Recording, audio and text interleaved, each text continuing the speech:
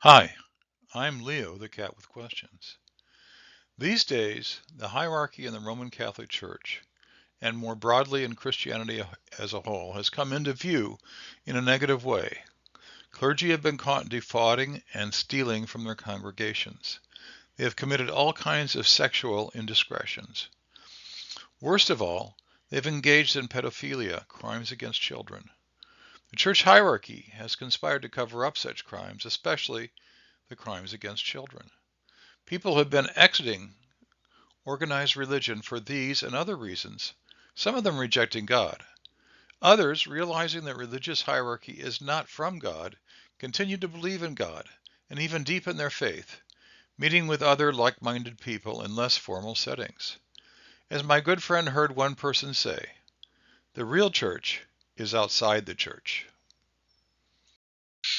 What is the origin of church hierarchy?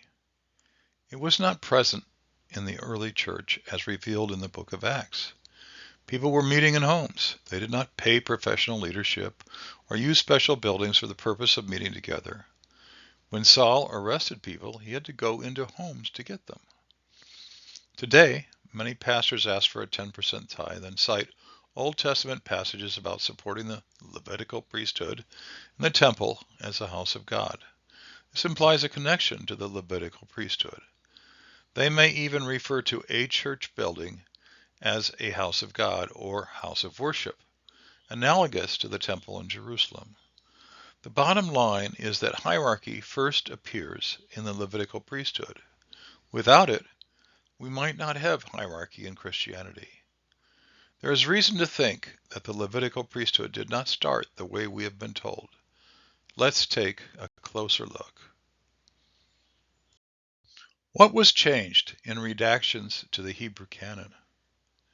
In his book, The Eden Conspiracy, Paul Wallace says that the Hebrew canon was changed to obscure ancestral narratives of paleocontact and to promote monotheism, with a small g god named Yahweh promoted as the one true God, the creator of all.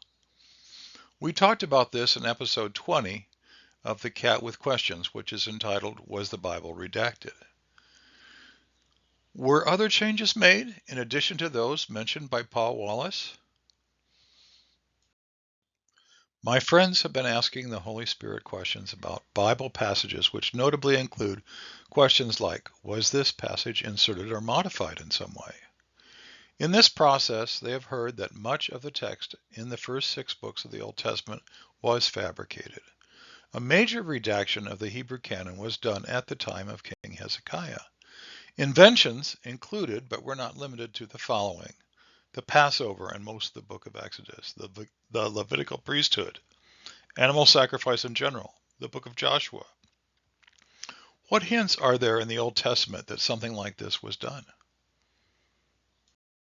The redactors had a big job to do.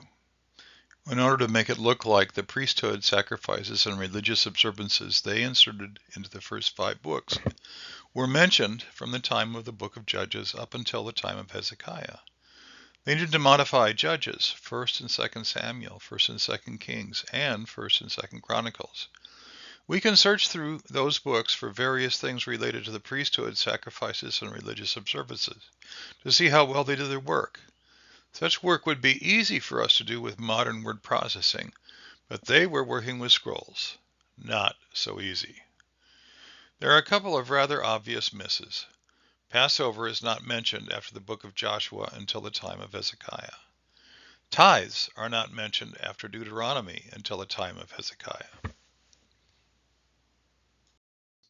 What was Hezekiah doing?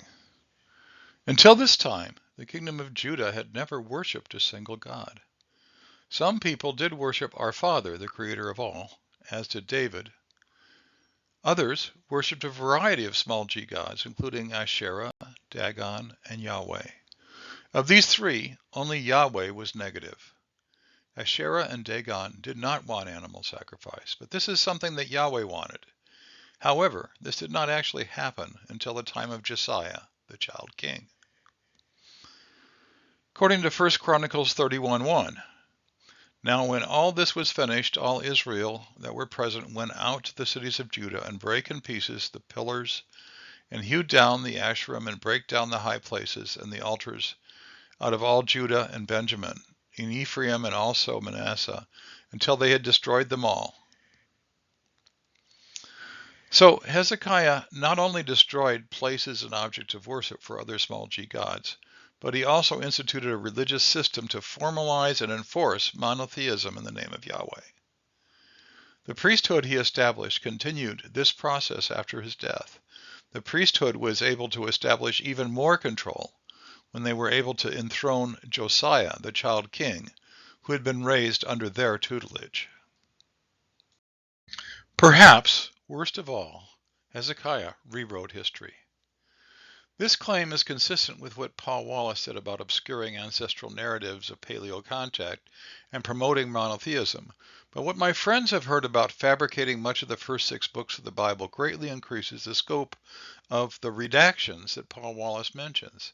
Besides this, my friends heard that Hezekiah's court extended into the time of later kings, wrote the books of 1 Chronicles and 2 Chronicles.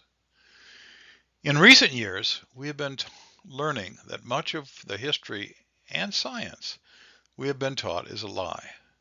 So it should not be a huge shock that a lot of history in the Bible is also a lie. My friends spent some time annotating 2 Chronicles 29. Some of the material in this episode comes from that work. That document, 2 Chronicles 29 annotated, is being made available on various platforms along with this video.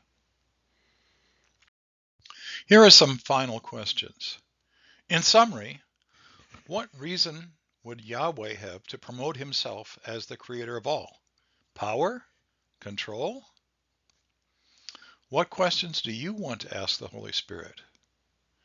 What are you hearing from the Holy Spirit about this Cat with Questions episode?